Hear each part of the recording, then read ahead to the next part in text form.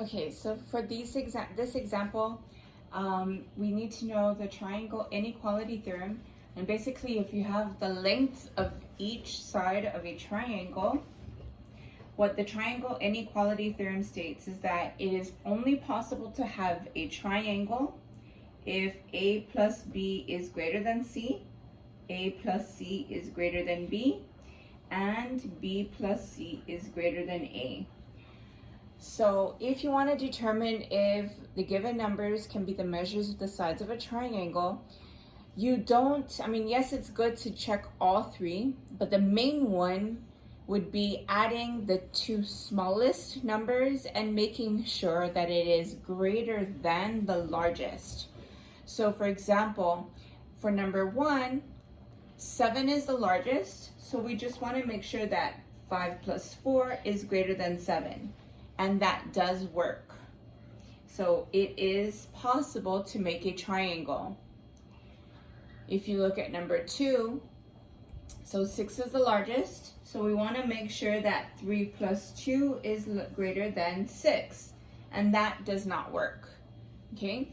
And the reason why this does not work is because imagine taking a stick or a string that is 3 units long, another one is 2 units long, and you're attaching it together, okay? So when you attach it together, so the total length would be, if this was 3 and this was 2, this would be 5.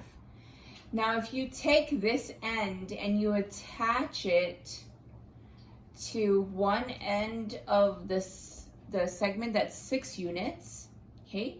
And then you try to take this end and attach it to the other side, it will not stretch out and reach all the way to the end. It is not possible to have or to make a triangle, because with a triangle you have one side and then the other 2 sides are kind of pushed up, okay?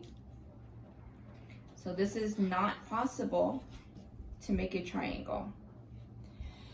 Now with this one, even though 13 is the highest, if you take 2 plus 13, it is still greater than 13, okay?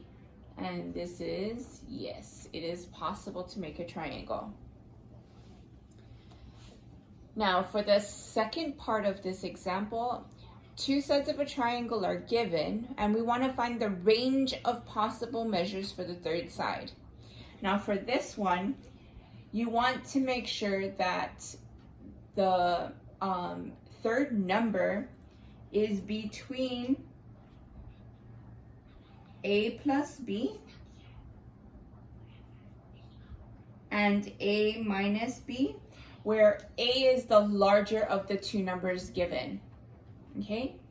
And this gives us, when it says find the range, we're trying to find out what could be the lowest number and the highest number. Now in this inequality, there's no equal sign. So whatever number is here, you cannot use that number, but you can use a number close to it, okay? So for number 1, what we want to do is we want to do 9 minus 5, which would be 4, and then 9 plus 5 would be 14. And so the third side could be any number between 4 and 14, not including 4 and 14. And that would be your answer, okay? For the next one, same idea. We would do 8 minus 5, which would be 3, and then 5 plus 8, which would be 13. So the third side can be any number between 3 and 13, not including 3 and 13.